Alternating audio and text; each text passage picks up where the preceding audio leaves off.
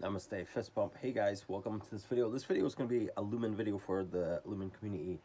One of the questions that comes up a lot is how do you fuel up after pre and post workout? Will it mess up your fat burning?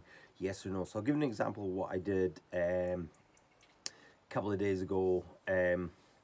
So it would have been Thursday. So this is Thursday morning. So I woke up in the morning in fat burn at a 2, went out for a walk, came back, was a 3, but I just kind of instantly sort of came back, sat down and did my breath. And sometimes after a walk, if you haven't just settled down and just relaxed for a few minutes, you'll get a higher number. So I redid my breath because I was going to make this video before my cycle, and I got a 1. I chose not to fuel up. So in the morning for breakfast, I had a bar, which is 35 grams of fat, 10 grams of carbs, and 10 grams of protein. I had that with a coffee. Also took a coffee with me to the gym with milk in it, so that would kind of provide my carbohydrates and a little bit of fat, the full fat milk in that coffee, and sipped that and did a 45-minute cycle, which was low intensity, purposely done low intensity zone 2. There's a few ways you can track that. If you can cycle fairly hard or at a decent pace and fully inhale, exhale through the nose, I would class that as low intensity.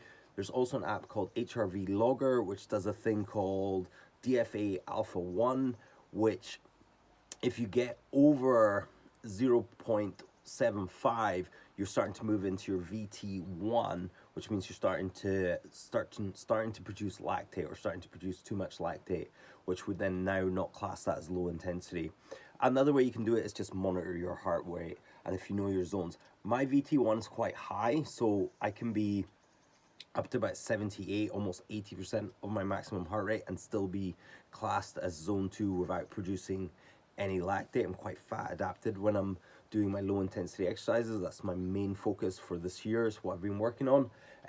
So after the workout, still in fat burning mode. So what did I choose to fuel up with? Whatever I wanted, because you've done a bunch of exercise. That exercise was 600 calories. Because the bike measures watts, it gives you a really close estimation of what calories you've used. It takes X amount of calories to produce X amount of watts over that time. So 600 calories is probably about right of the wattage I created, which would be the energy I've used. So I've created a big hole, considering my breakfast was 300 calories, my milk in the morning was maybe about 100 calories. So now I'm in a bit of a hole, and also during the time my resting metabolic rate has used some calories. So I really just want to fuel up. So after your workout, don't worry too much about you being in a fat burning mode.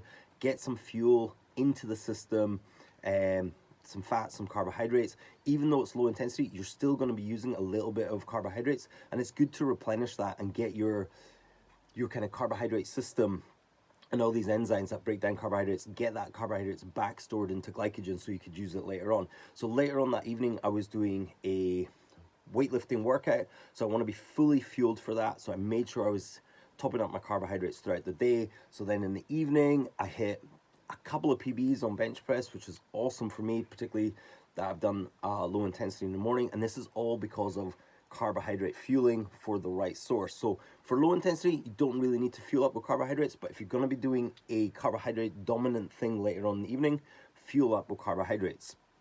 Then yesterday I did the same low intensity 45 minutes on the bike, but I had no weightlifting later on the day, so wasn't so magic on fueling up carbohydrates. But then this morning I'm about to go off and do a hard 4 minutes on, 4 minutes off cycling, and I'll need carbohydrates for that.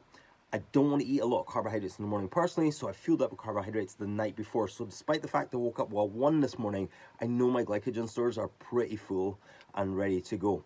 I might have some carbohydrates during the workout if I need it, and I'll just have that in the form of some sort of jelly babies.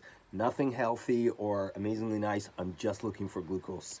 And then afterwards, I will fuel up a little bit of carbohydrates depending on how much I ate throughout the day. I'll just maybe have a normal lunch with some sort of carbohydrates in it, some sort of fat in it, and some sort of protein, and I'll just be generally just spreading my protein throughout the day.